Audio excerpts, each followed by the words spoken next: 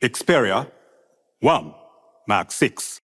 The Sony Xperia 1 Mark 6 is official. Just got done watching the keynote, and there are a lot of major improvements with this phone, including software support updates, which we'll talk about more in this video, along with the features. There's some stuff you're going to love, and there's some stuff that's going to make you scratch your head. But before we get into that, I do want to say if this is your first time stopping by the channel, thanks for being here. If you enjoyed the video, please hit the like and the subscribe button and the little notification bell if you want updates when new videos come out. Now let's talk about the successor to the Xperia 1 Mark 5.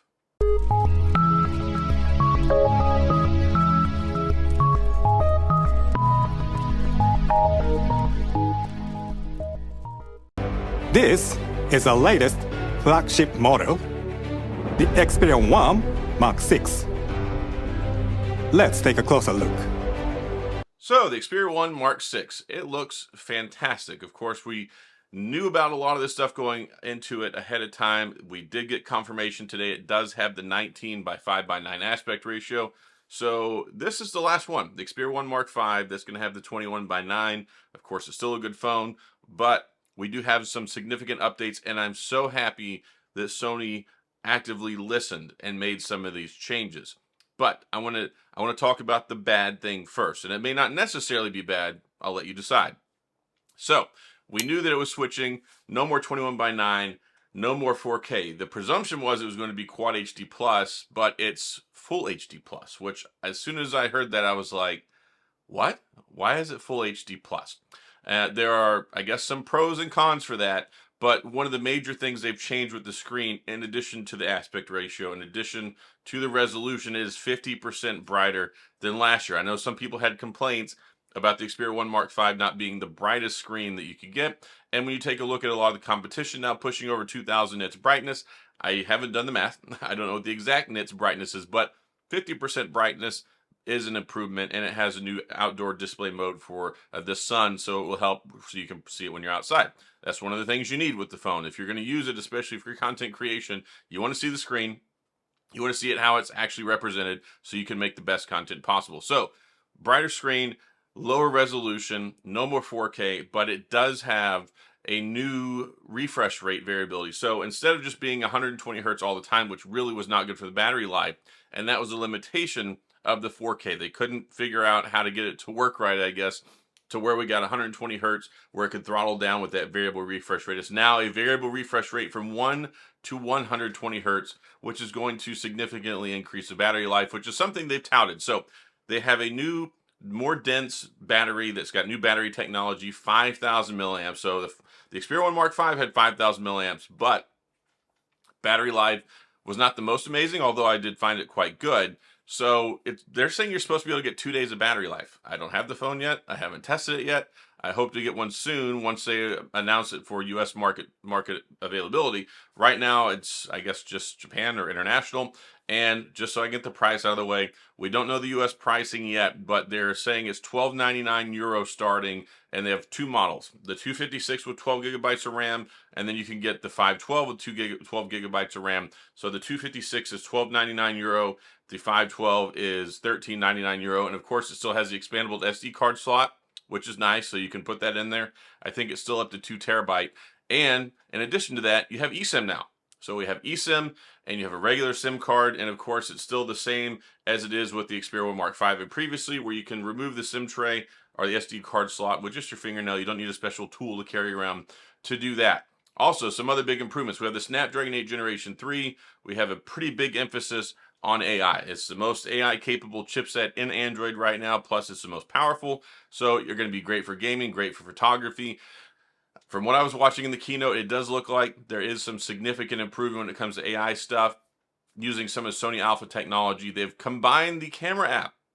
So one of the biggest pain points was camera app, cinema mode app, and video Pro app or whatever in the world. I can't remember the name, but they've combined it all into one app with the Pro camera mode, and there is AI stuff into it. They've really gone into this to allow better, higher quality point and shoot photography in addition to the Pro mode.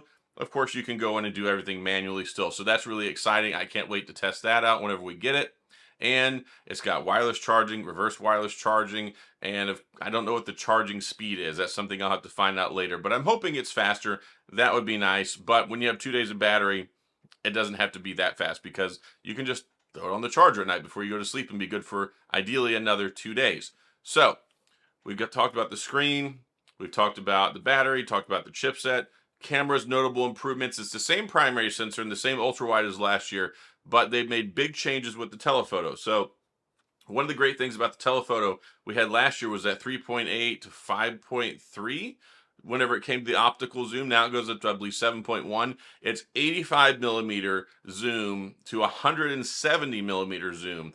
And that's telephoto, continuous zoom. That's real zoom. This isn't like a lot of the other cameras where it's like you got to have a 1 times, a 3 times, a 5 times. This has one zoom lens to rule them all. And it works just like a regular DSLR camera with the zoom lens where you just kind of turn it. Well, you get the same functionality with the app where you get true optical zoom from that, 3.5, 3.8, all the way up to 7.1, which is fantastic. And I think that's going to be industry leading. I think that's going to be huge in a lot of ways. Plus, of course, we still got the Cinetone.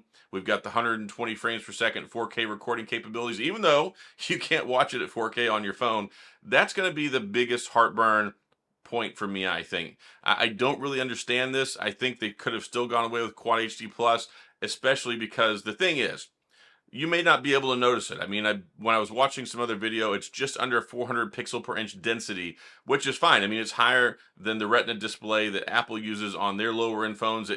Retina display means that you're not going to be able to see any pixels whenever you're looking at it, but it's not going to be as sharp as, say, the S24 Ultra or the iPhone 14 Pro Max, those other phones that have a really high pixel density, 500 plus. So you will notice maybe a little bit of a sharpness difference if you put it side by side with those, but in your day-to-day use, you shouldn't really notice any issues there. So it's something where it's like, it looks bad on paper, but in reality, I don't think it's that big of a problem, especially whenever we will get extra benefits out of this. I don't know if there's much benefit between Full HD Plus and Quad HD Plus anymore. There used to be, but then it seems like that kind of got debunked with a lot of new technology. The biggest thing that was killing battery was the refresh rates. Those high refresh rates really do burn it up because you're refreshing the screen twice as fast. And if you can throttle that down to 1 hertz, 10 hertz, whatever it's going to be at, when you're looking at a still image or something like that, then that's going to be a really, really big thing. I believe they said that the headphone jack is upgraded, and there is upgraded soundstage speakers. There's a new speaker inside of it, a new speaker setup, and it's supposed to have a wider speaker array where it has more immersive stereo sound. It's got the full front-facing speakers, which is fantastic. Going to be great for gaming, great for audio, DSEE, Bluetooth, LE for low energy, also LDAC, and you have, what's it called? Sorry, I'm drawing a blank. Oh, Dolby. It has Dolby sound now. So you got the Dolby, and you can control that and adjust that inside the settings on the phone. So it should be an amazing sound experience, an amazing camera experience, amazing battery experience.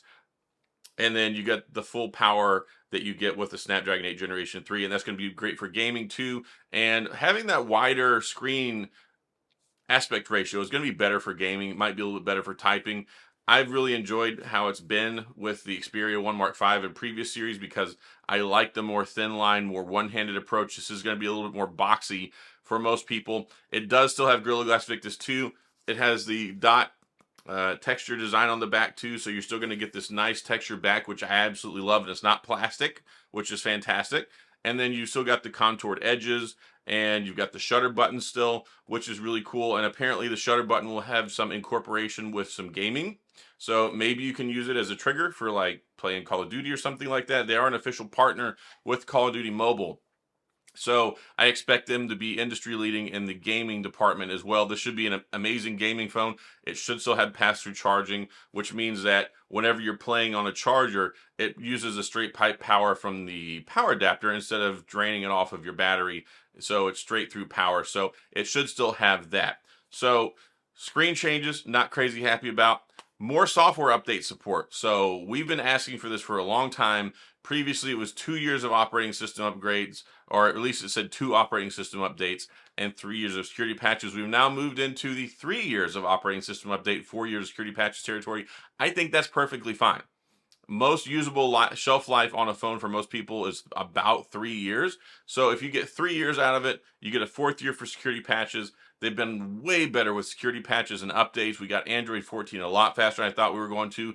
And they're saying we're supposed to get a Cinema Pro, a Video Pro mode in the camera app coming this fall when Android 15 comes out. So presumably it looks like the Sony Xperia 1 Mark 6 is going to get Android 15 this fall, which would be even faster than the Sony Xperia 1 Mark 5 got Android 14.